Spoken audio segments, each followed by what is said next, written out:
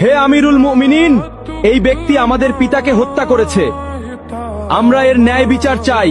আমরা প্রাণের বদলে প্রাণ চাই। জনাব, অভিযোগ সত্য, তবে আমি খুন করার উদ্দেশ্যে তাকে মারিনি। আমার প্রিয় উটটি তাদের বাগানের পাতা খেয়ে ফেলায় বৃদ্ধ পাথর মেরে উটটিকে হত্যা করেন। আমি রাগে পাগল হয়ে যাই, তাই আমি পাথর ছুঁড়ে মারলে সেটি বৃদ্ধের মাথায় লাগে এবং তিনি মারা যান। আমি ইচ্ছা করে তাকে হত্যা করিনি জনাব। তুমি নিজের ইচ্ছায় হত্যা করো বা না করো, ইসলামের বিধান অনুযায়ী তোমাকে মৃত্যুদণ্ড গ্রহণ করতে হবে।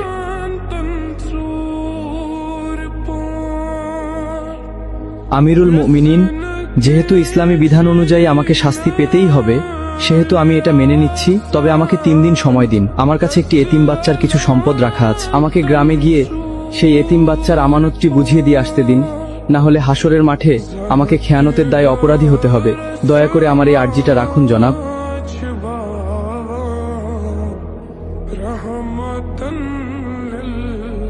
ঠিক আছে, আমি তোমাকে ছেড়ে দিতে পারি, কিন্তু শর্ত হলো কাউকে তোমার জামিনদার হতে হবে। তুমি ফিরে না এলে তাকেই তোমার বদলে মৃত্যুদণ্ড দেওয়া হবে।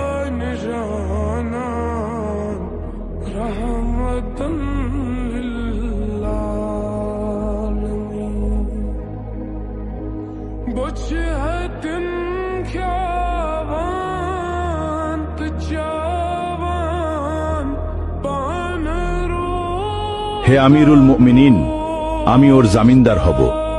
ও যদি না আসে আপনি আমাকেই শাস্তি দেবেন। ঠিক আছে, মঞ্জুর করা হলো। 3 দিনের মধ্যে যদি তুমি ফিরে না আসো, তাহলে তোমার পরিবর্তে আবু যর গিফারিকে হত্যা করা হবে।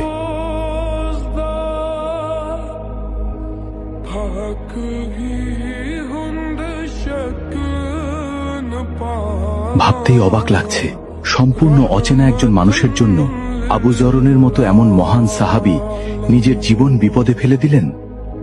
আল্লাহ না করুন ওই বেদুইন যুবক যদি আজ ফিরে না আসে, তবে আমাদের মাঝ থেকে এমন একজন শ্রেষ্ঠ মানুষের প্রাণ চলে যাবে। কি যে হবে আজ।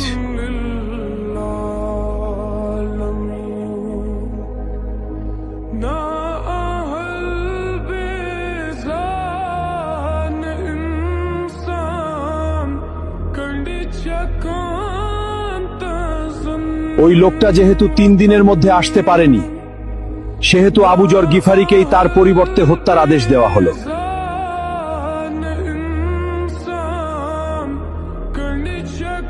থামুন, সে ফিরে এসেছে।